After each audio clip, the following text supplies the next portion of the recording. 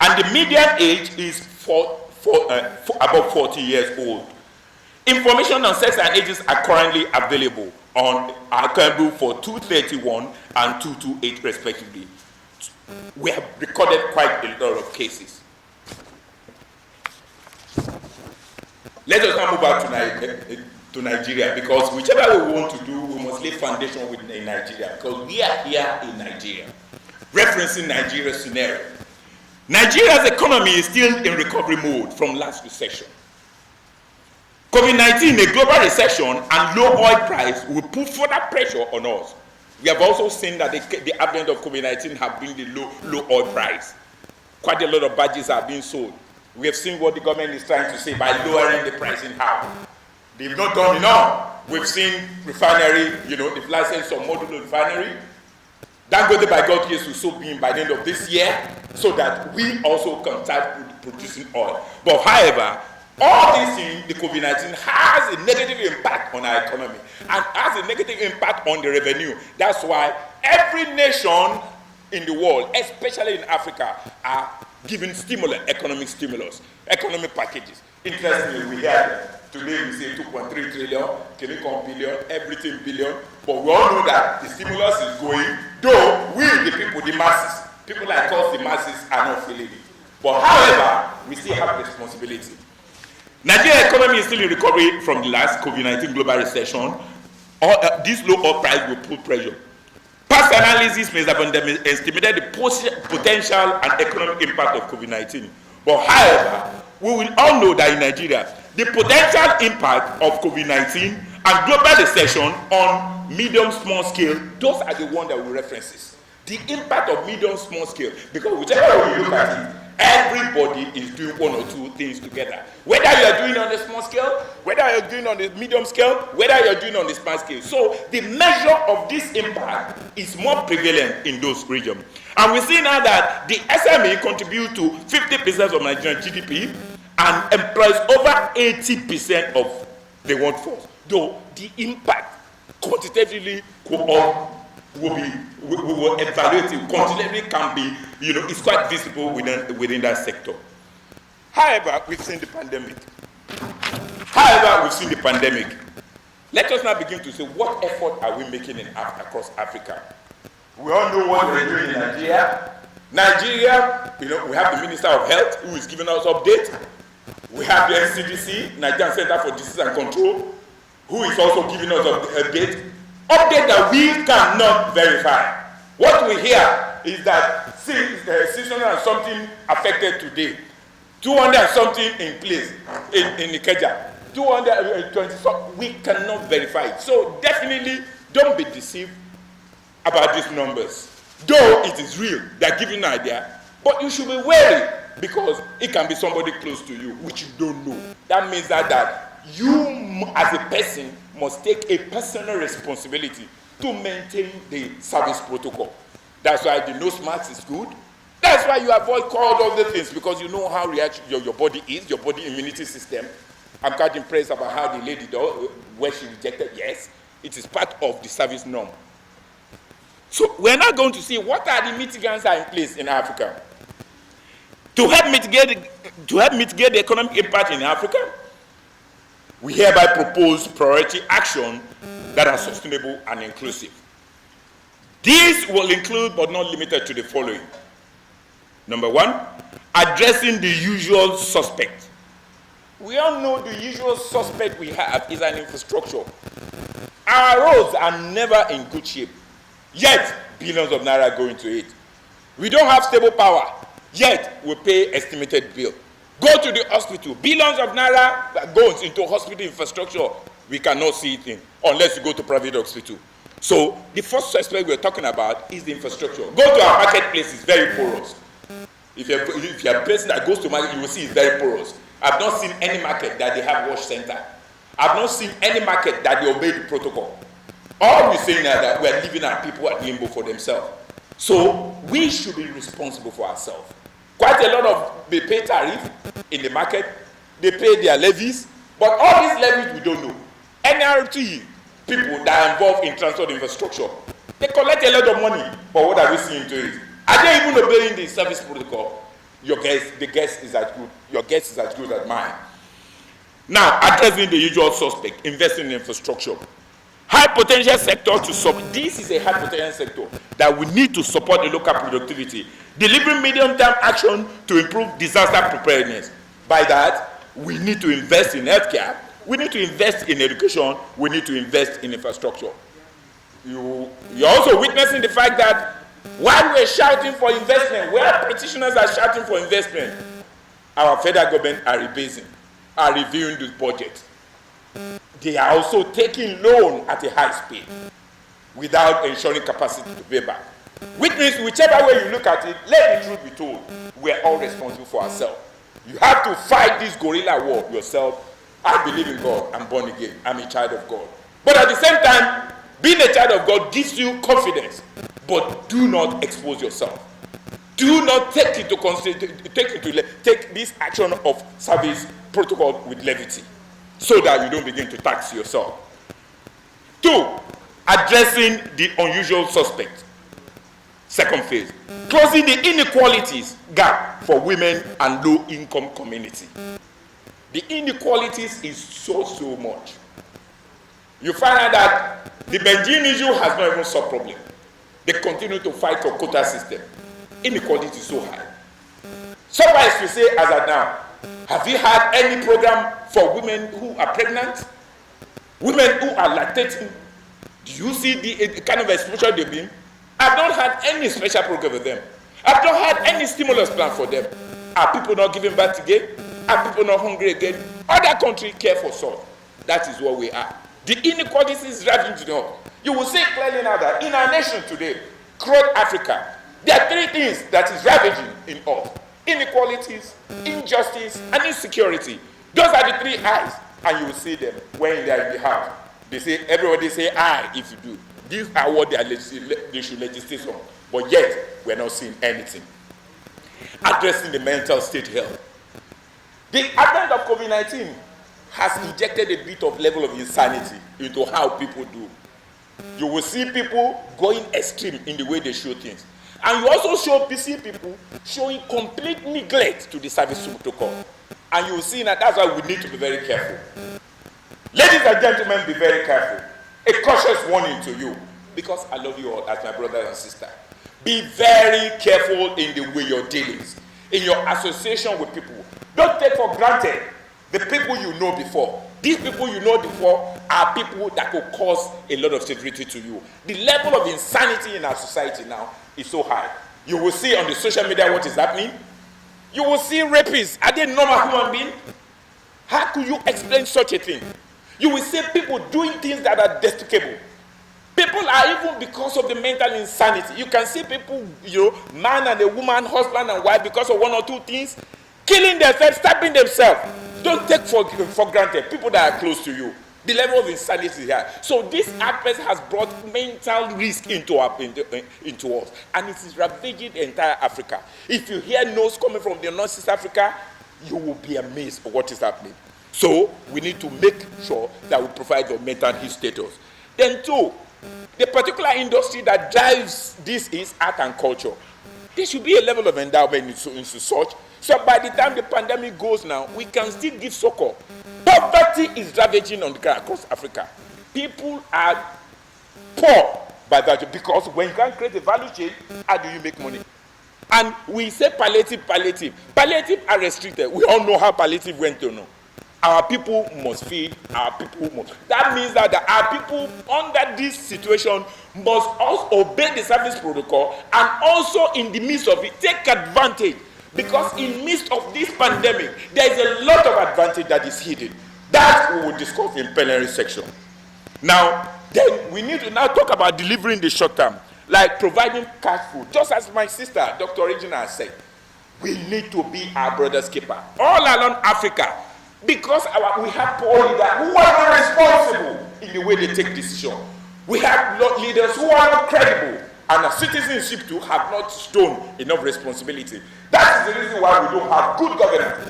That is the reason why there hasn't been any governance structure to manage almost everything. We leave it at the mercy of those we call in power. So we need to begin to we need to provide cash. as much as God provides for you.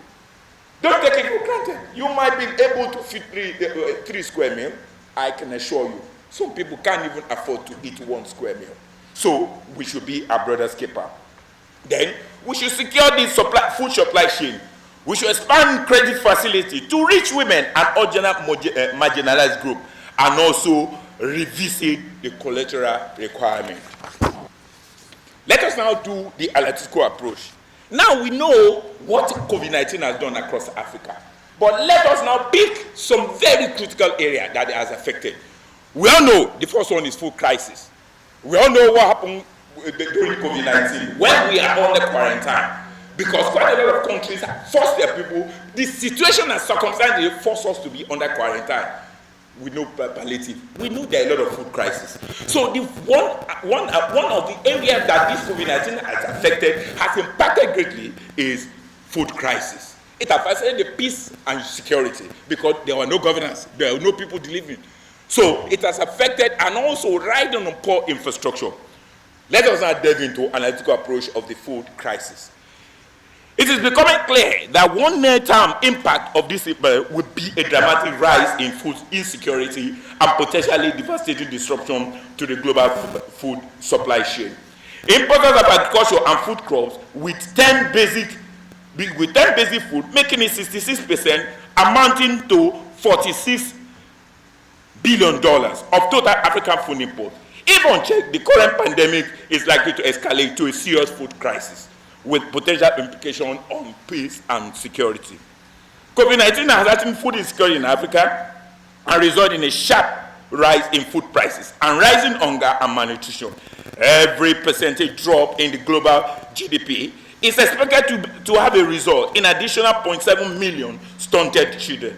Along with the pandemic, a second wave of desert locusts is even threatening East Africa. You find out that even in the midst of this pandemic, there is this other climate effect across Africa. Now, we now want to talk of, because when there are food crises, definitely it will affect peace and security of the people. Because people virtually are scavenging. You can imagine when people were, one of our politicians, I don't want to mention him, even came with bread as palliative. I have seen that when a first lady in the north is now distributing pure water as palliative, we've seen people distributing locust-infested rice, locust-infested beans to our people. So which means this COVID-19 has caused a lot of damages in the food. It has caused food crisis, and we all know it's happening with us. Let us now examine how it's affected. Now that we know how it's affected the food security, let's talk about peace and security. Because when the people are scavenging, it will be loss of peace. You can imagine in Nigeria, everybody will have about 1 million boys. Maybe all of us are too elitist. You know, I belong to the masses. 1 million boys. These are boys that came out of circumstances, ravaging the entire Agege area. This resource has given miscreants opportunity to create, as a lot of insanity, to create insecurity across the African region. While dealing with the menace of pandemic, maintaining peace and security in Africa remain paramount. Priority in this regard includes silencing the use of gun, because we've seen people using discriminately. We've seen our people using cutlasses. We witnessed a case, I will always do a typical example, in the Suwili area, where a chairman distributed money for people. And out of the greed among of them, they resulted in using cutlass on themselves. This is how COVID-19 has caused a devastation. People have lost sanity of how to behave because there's no money.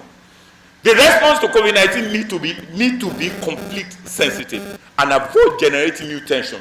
Decision regarding any planned election should be inclusive and consultative.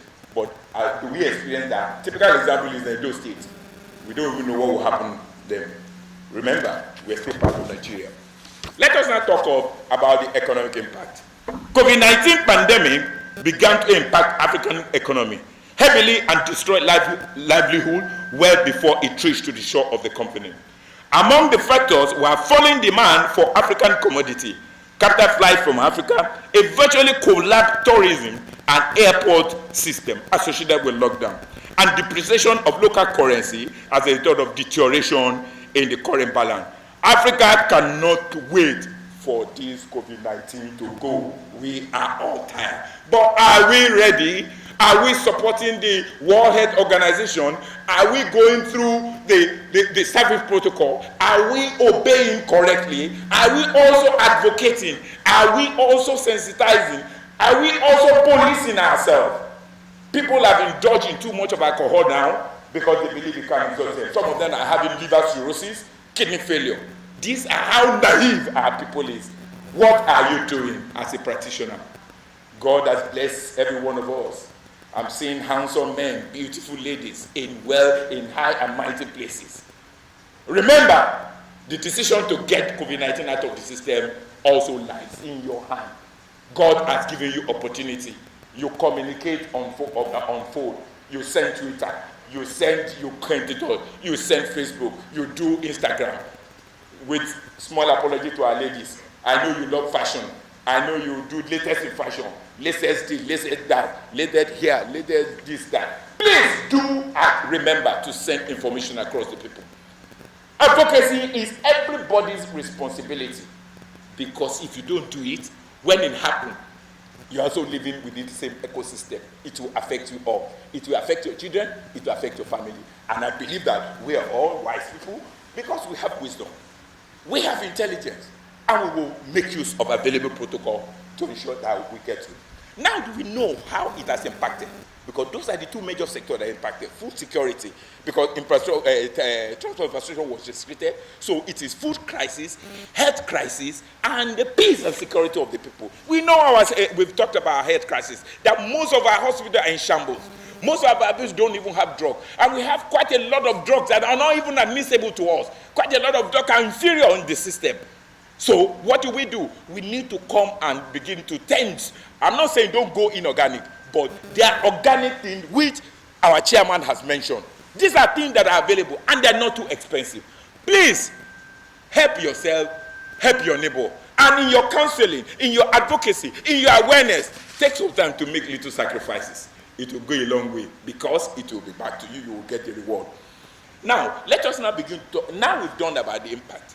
Let's now begin to dwell into the sustainable approach. What approach do we have? How sustainable are you? What is the strategy in place? How is Africa coping? We now need to start with food security. I will also go by those things that the entire COVID-19 affected so much, which is food and security, which is peace and stability. We all know we don't have good health structure.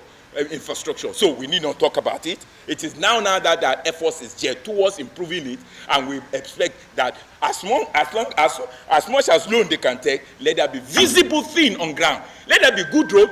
Let there be good road. Let there be electricity. Let healthcare facility. At least we have tertiary, secondary, and primary care. At least let us have primary care. Let's have the secondary care. Let us have tertiary care, because tertiary belongs to the federal government, secondary care belongs to the state government, and primary care to local government. But this is a shame. Let's tell the truth. Do we still have local government here in Nigeria? Do we even feel their presence? They are just used as conduit to wipe away money, to wipe away money. Even though despite the autonomy given to them, our federal government came with a proposal to say they are giving autonomy to them, but they did not change the structure. If the foundation be destroyed, what can the righteous do? Our foundation is completely in shambles. Let Nigeria get 10 trillion. Let even be having all the money will disappear without any form of commitment. Because let's look at what they are doing.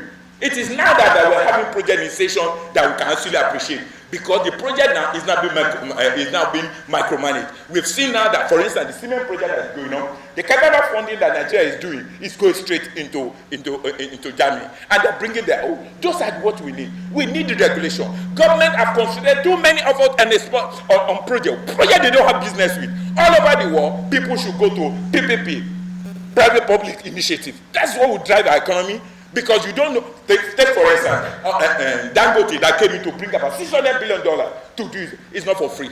At the end of the day, whichever way you look at it, there will be stability, but we will have oil. We need more of PPP because government have involved too much of billion in most of the projects, and we're not seeing anything whatsoever to cope.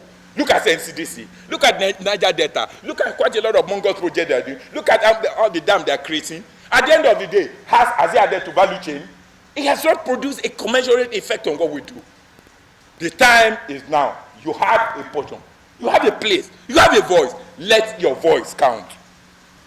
Focus. We're now talking about food and security. We need to focus on where risks are more acute.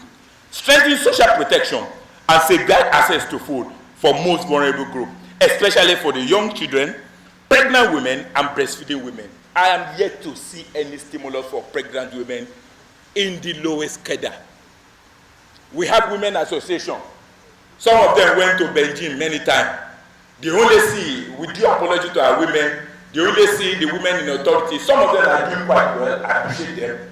But quite a lot of them is fashion, we see, glamorous fashion. Latest dress over there. Pepper them gang, what do you call them? We need more from our women. They are our mothers. Young mothers that are here, what are you doing in your vicinity? How are you living your lifestyle? How are you culturing this service protocol in your children? Are your children living example when they go? Because this is the only way we will come. We have to be each other's policeman. Don't say you have a protocol. Don't say your children are safe. One day they will go out. One day they will mix. You don't know who they will meet. You don't know the level of immunity. You can only safeguard your child. But by taking care to advocate, by taking care to make some meaningful contribution, we can get virus out of our system. Designate the agricultural sector, we've seen set up food bank in major city and other affected area. Create mechanism to identify those in need and to mobilize and receive donation, monetary in kind from local and diaspora. Some of us that have agency, some of us that establish foundation. What are you doing with your foundation? Are you a living testimony of making contribution? Posterity is keeping what you are doing in check. Posterity is keeping what the government is doing in check. Because one government will go, government will come.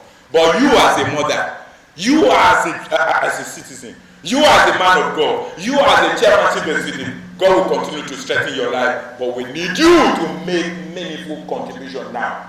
You might not know. It might be your one stroke of love that will make meaning to people, that will excite a lot of people in a positive direction. People who change vision. We don't have too many people to change vision. We only have one man that will say, enough is enough, this is where we should go, and everybody will follow. Designate the agricultural sector and essential economic activities and must continue regardless of pandemic-related emergency. We need to eat. But we've seen how things are going on. How accessible is all this fund to peasant farmer? We need to know. People begin to talk. There's a lot of palliative incentive government is doing. But people are not talking. When you are not getting it, they come out. The palliative is for you. If you are not getting, make your voice count. Because you will know that in Nigeria, quite a lot of, they create a lot of value chain proposition in. Before it gets to you, it will have been mad. But your voice matters. Because you are the one that gives people power in authority. Why are you now being powerless? In as much as you are not saying things that is against the government, in as much as you are not going against the government, you are only saying, this is my right and I'm entitled to it. In addition to supporting small-scale farmer ability to increase food production and maintain sufficient liquidity, focus on urgent measures to reduce post-harvest loss through the improved storage method for key staples. Establish and protect food supply corridor for collection, transportation, distribution, especially this lockdown situation. Let us now see, we have now seen what it is required to be done. Let's now see how about economic impact. COVID-19 pandemic begin to impact African countries heavily, has destroyed the livelihood as it reaches its shore. Another aspect that we're going to in terms of sustainable is education. We know the importance of education cannot be overemphasized. Education is real. But what is the level, what contribution are they doing? What sustainable measure do we have on education? Prolonged school closure at all levels, combined with widespread economic hardship, risk undermining the aspiration and potential in widening inequality. In sub-Saharan Africa, close to 90% of students do not have access to household computers, and 82% are not able to get online. School closure had led over 330 million learners at all levels and over 8.5 million teachers unable to learn and to teach from home.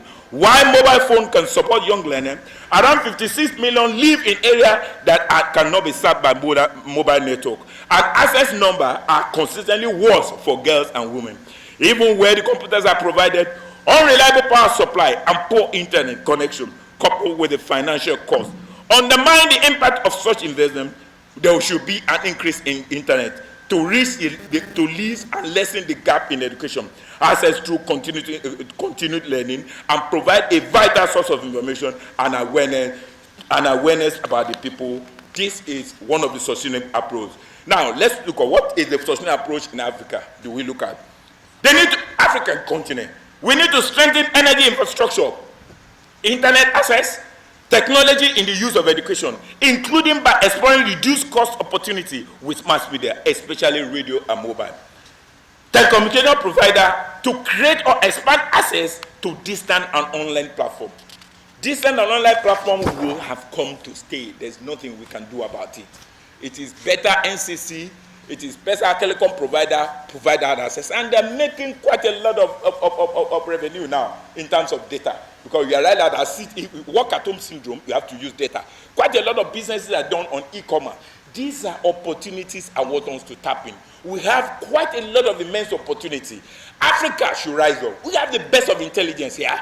All over the world, we are in control of everything. Why are we now powerless at home? Why are we not making contribution? An average student in Nigeria, whenever he travels to abroad, is first class, is PhD. But whenever they come to Nigeria, I don't know what happened. They get immersed with their culture, they get immersed with their lifestyle, and what we see is a native wisdom instead of the wisdom we ought to have. That is how bad things we have done. Let us now talk about the peace impact on peace and security. To date, many African countries have managed their political crisis associated with the measure in response to pandemic. Opposition to lockdown and other restrictive measures have been sporadic and political tension surrounding. We've seen now. Even the presidential task force are even saying now that there's possible another, there are even some sort of creating an awareness for possible knockdown. Because the number is increasing. We are now over 22,000. Because the service protocol has been breached. The whole exercise has moved to community. So we have to be very careful as an individual. It has breached, the breach of protocol has caused instability and insecurity. The peace, we're no more at peace. Because don't be surprised that you go to village, you do what you like. Be very careful. Quite a lot of all those people have run away to their villages and you don't know what they're doing. So if you think village is not as safe. So we need a concerted effort. And the effort of you and me, government alone cannot do this in Africa. We all need to be involved. The COVID-19 context requires strengthened political dialogue among the national stakeholders and society-wide mobilization to support national response plan. However, prolonged suspension of critical economic activity continue emergency measures in some cases associated with human rights violation. Delay electoral process and political transition, as well as inequalities in access to food and basic services, disproportionately affect the poor and other vulnerable, including the women. The virus could strike hardest in the country with ongoing conflict. We still have countries that we have conflict, and as this pandemic goes forward, we're not likely to witness a shift in dynamics in number of conflicts. Which means now that Africa must do perfect peace coordination. And interestingly, we have one of us too who have been more in peace coordination. It's one of our ambassadors, is doing quite a lot of work, and we thank God for his life. These are examples we need that Africa needs. These are epitomes that will represent the true Africa. These are the people that give us confidence that conflict resolution will be put at bay, and God will help us all.